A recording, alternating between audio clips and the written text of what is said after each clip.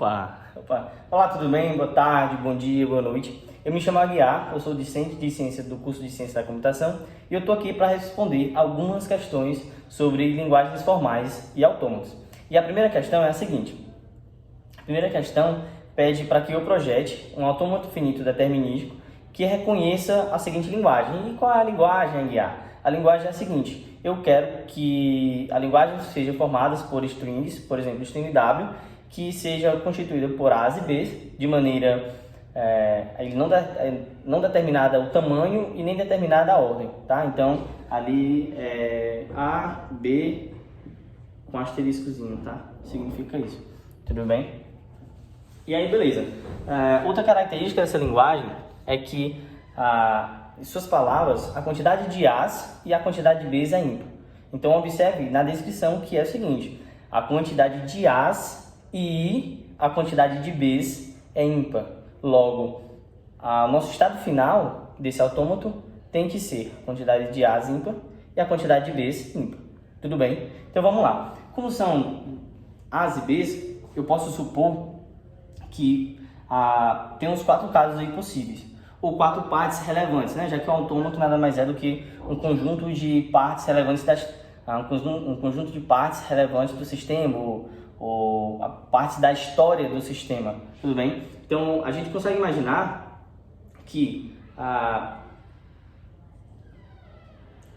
primeira parte seja a quantidade de A's par, quantidade de B's par. A segunda parte, ou segundo estado, ou segunda parte relevante do nosso sistema, ou da história do nosso sistema, é o seguinte: que a quantidade de A seja ímpar e a quantidade de B seja par. A quantidade, outro estado seria a quantidade de A's permanece par e a quantidade de B's ímpar. E por último, a quantidade de par, a quantidade de A ímpar e a quantidade de B ímpar, tá? E esse aqui é o nosso estado final, é o nosso estado objetivo, tá bem? Vamos lá. Eu vou definir esse aqui como sendo o estado inicial, estado início. Muito bem. Nós temos 4 estados. Esse aqui é o estado final, nosso estado objetivo. E, cara, nós temos algumas transições. Tudo bem?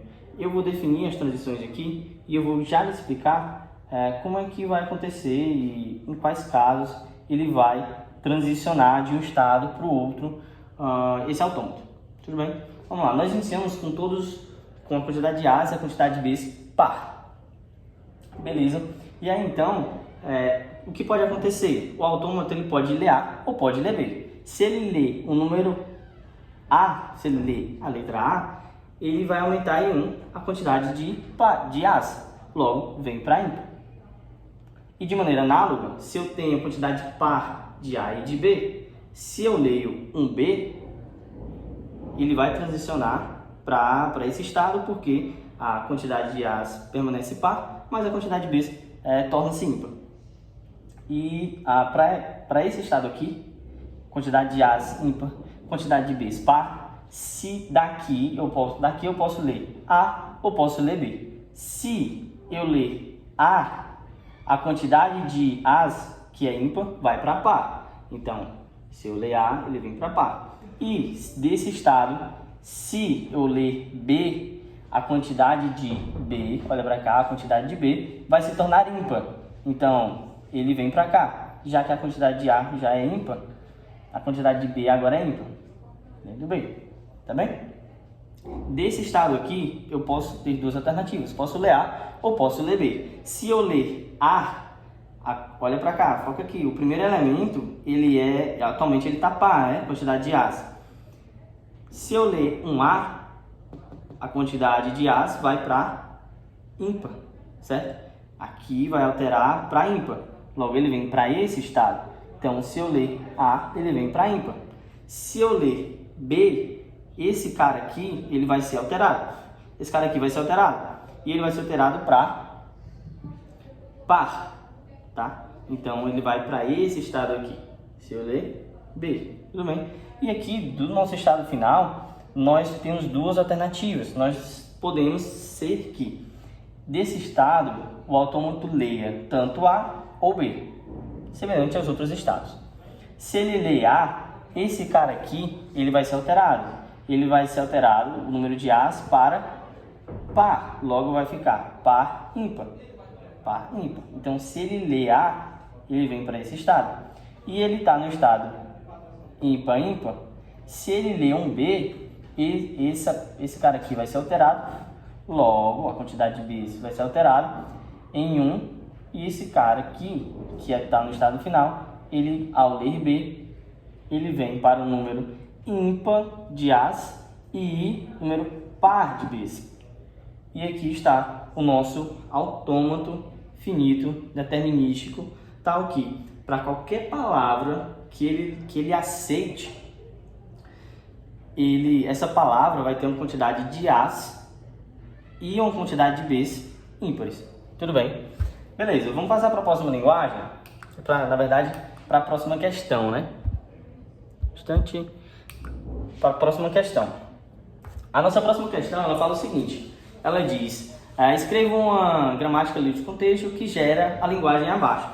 E a nossa linguagem abaixo, ela descreve basicamente o seguinte, eu tenho uma certa quantidade de As, Bs e Cs, nessa ordem, A, B e C, de maneira que a quantidade de As é N, a quantidade de Bs é M, de mato ou de motocicleta, e a quantidade de Cs é K, de K, né? Tudo bem? E vamos lá. E ele coloca uma condição. A condição, além de ser na ordem A, B e C, né? Certa quantidade de A, certa quantidade de Bs, em seguida certa quantidade de Cs, a outra condição que ele coloca é que a quantidade de As é igual à quantidade de Bs, ou a quantidade de Bs é igual à quantidade de Cs. Tá? E essa é uma restrição que ele coloca e que as palavras, para serem aceitas pelo autômato que existe, ou não, né? Pelo autômato, tem que ter essa característica. Mas o nosso foco aqui é uma gramática, tudo bem? E eu vou começar a definição da nossa gramática da seguinte maneira. Como é um ou, e dou logo a dica para você, toda vez que você vê um ou na restrição, você coloca um ou aqui, tudo bem? Então nós temos um S que tem uma produção, alguma coisa ou outra coisa, ou alguma outra coisa, tudo bem? E eu quero definir para você, a primeira parte vai ser a seguinte, a primeira parte eu vou trabalhar a quantidade de As igual à quantidade de Bs. O C eu vou deixar ele derivar quantas vezes ele quiser, tudo bem? Então eu vou colocar X, toda vez que ele derivar S, ele vai derivar X ou Czão, tudo bem? E aí vamos trabalhar com esse X ou Czão, X, Czão. Eu quero que X, ele derive, toda vez que ele derivar, que ele chegar em X, o X ele derive Xão, à direita do Xão ele vai derivar Azinho, à esquerda Azinho, à direita Bzão, tudo bem? Ou vazio, tudo bem? Tudo bem.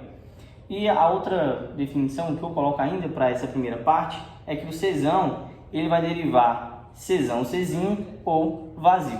Desta maneira aqui, a gente consegue definir que, pelo menos para essa primeira parte aqui, para essa derivação, para essa possível derivação de S, eu consigo definir que será derivado sempre a mesma quantidade de A's e B's. Então, toda vez que ele derivar A, ele vai derivar um B. Toda vez que ele derivar um A, ele vai derivar um B. E sempre nessa ordem, os A's à esquerda do B. Tudo bem?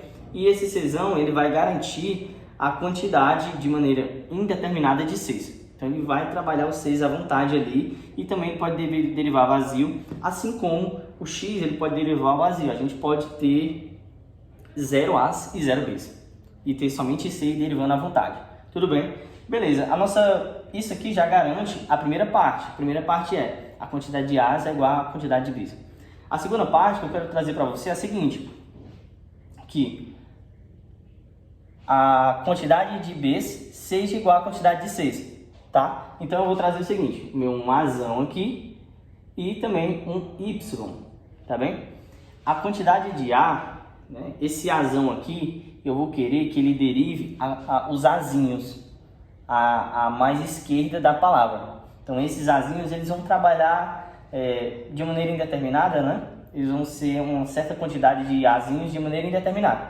Pode ser vazio ou pode ser muitos outros Azinhos, tudo bem? E esse Y aqui, eu vou colocar com que ele derive, que ele garanta que sempre que eu derivar um B, ele também derive um C. E sempre na ordem do B, C à esquerda do C. Tudo bem? Todo B, né? Os B's vão estar à esquerda do C. Vamos lá. Eu quero que o Azão, deixa eu ver se dá pra ver. Tá no finalzinho já.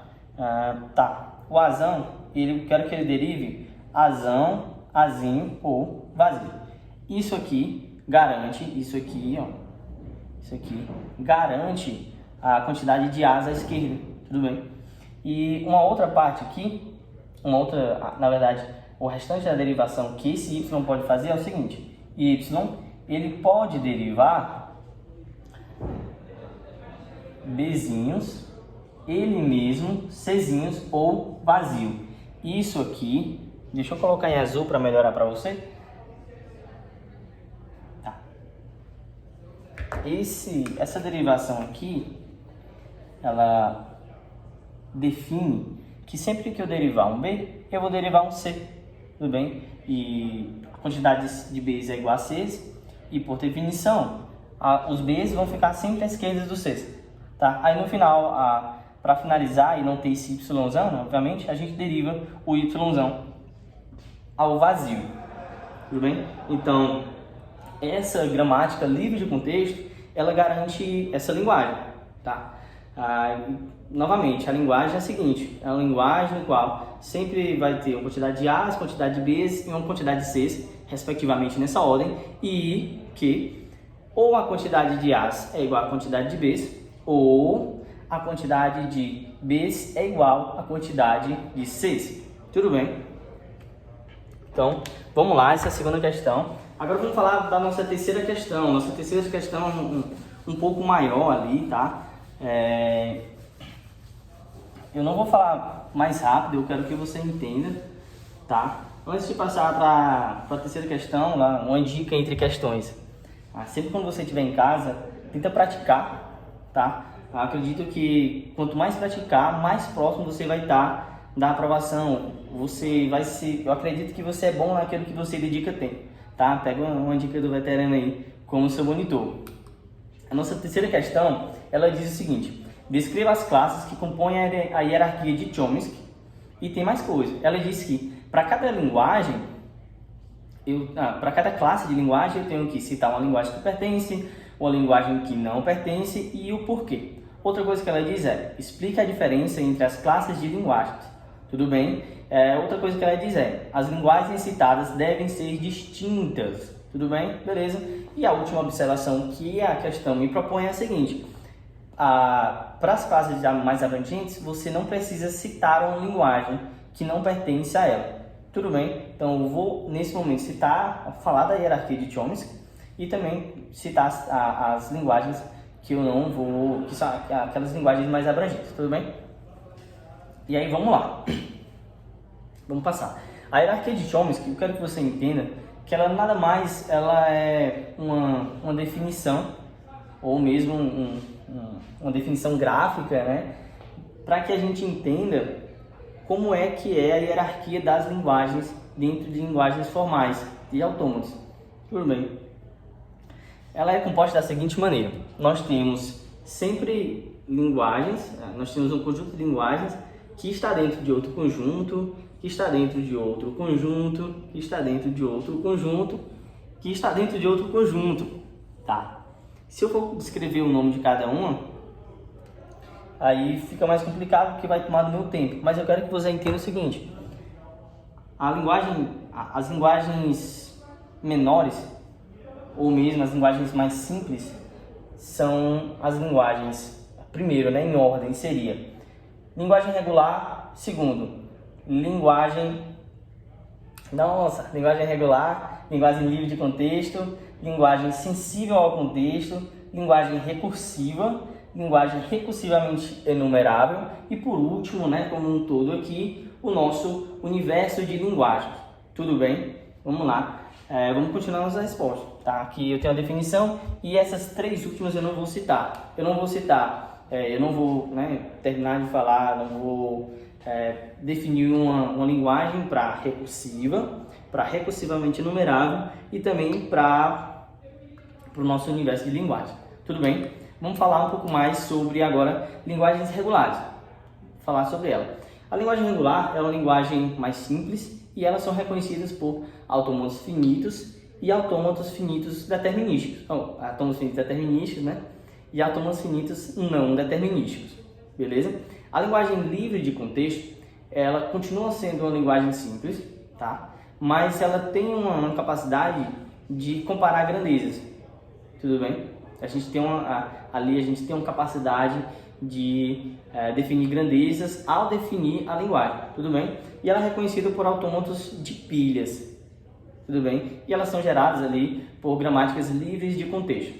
Tudo bem? As linguagens sensíveis ao contexto, elas são um pouco mais robustas, tá? Um pouco não, são mais robustas.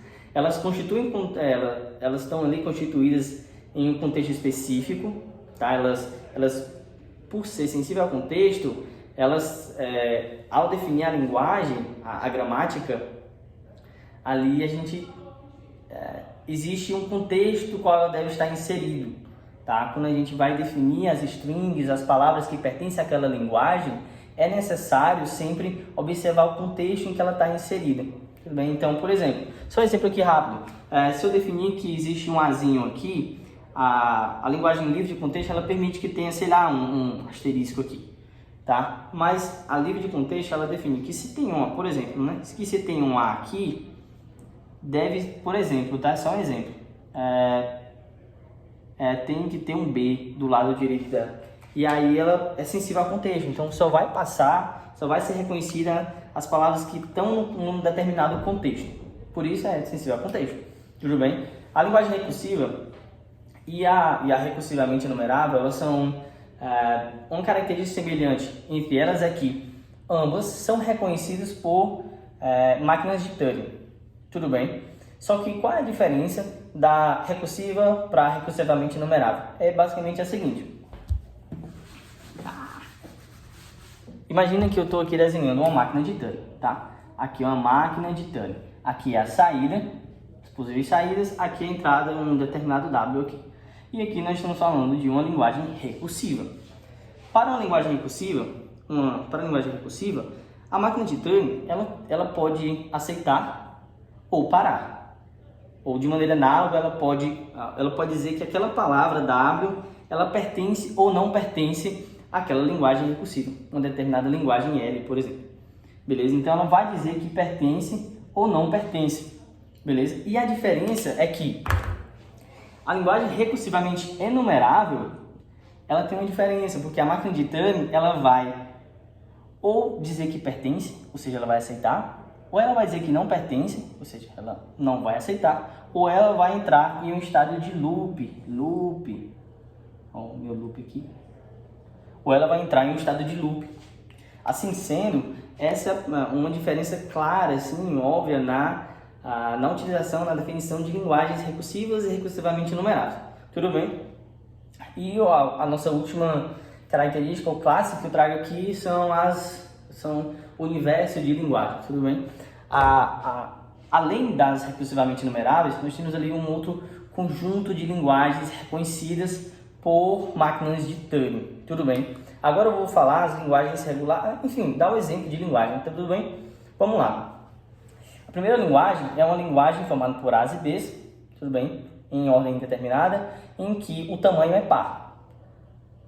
Tudo bem? A segunda linguagem é uma linguagem que está na ordem A elevado a N, B a N, em que a quantidade de N é maior do que zero. Então, veja que tem uma unidade de medida. Por isso que uma uma é regular e a outra não. E a gente entra no terceiro exemplo. Uma linguagem 3, já está chegando no final do nosso vídeo. A nossa linguagem 3 é um exemplo de uma linguagem. Eu vou até passar o tempo, tá? Estou em 19 minutos e meio, vamos terminar. A nossa terceira linguagem, que eu dou exemplo, é uma linguagem livre de contexto.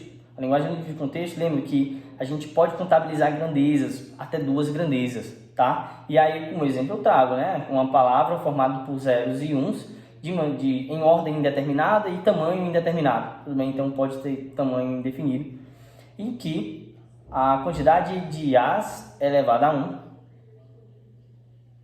Não é isso, né? A quantidade de zeros, a n, e ela é formada por palavras elevadas à quantidade de A0 a n e 1 a n, tal que o n ele é menor ou igual a m. Ou seja, a minha linguagem 3, as palavras dela são formadas por zeros e 1, em que a quantidade de 0 é n, a quantidade de 1 é m, e a quantidade de zeros é menor ou igual a m. Tudo bem?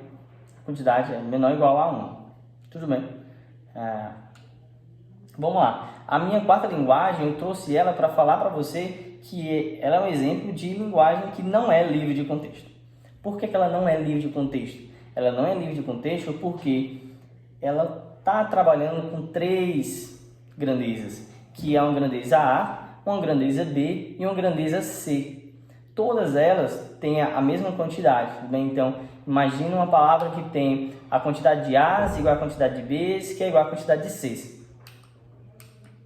Tudo bem? E aí, essa quantidade são maiores do que zero. Então, não existe a palavra vazia nessa linguagem. E aí, eu trago para vocês esse exemplo para mostrar que ela não é livre de contexto. Por quê? Por causa das grandezas. Lembre-se sempre da grandeza e do potencial que a linguagem tem. Tudo bem? Outro exemplo que eu trago para vocês, já é no finalzinho aqui, é a linguagem sensível ao contexto. Tudo bem? A linguagem sensível ao contexto, o primeiro exemplo é uma certa quantidade de 1s seguida por certa quantidade de 2, seguida por certa quantidade de 3. Tá? E exatamente nessa ordem, 1s seguidos de 2, seguido de 2 e 2 seguidos de 3. E a quantidade é a mesma. Novamente, existe essa característica de medir grandeza, de contabilizar grandeza. Tudo bem? E está aqui citando, para finalizar, uma linguagem que não é sensível ao contexto. Imagine só uma linguagem L6, tá? Em que cada palavra dela é formada por Ds e Fs, em que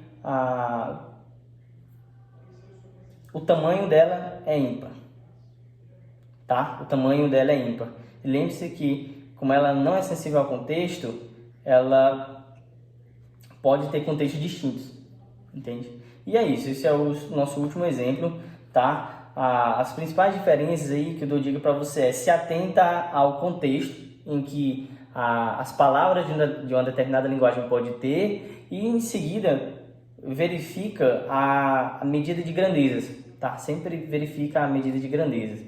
Eu espero poder ter te ajudado, poder ter te explicado melhor as questões, tudo bem? E eu ultrapassei o tempo, eu fiquei até um pouco nervoso depois de ter ultrapassado o tempo e eu espero que vocês possam avaliar da melhor maneira possível. E é isso, tudo bem? Já passou bastante do meu tempo. Tchau, tchau.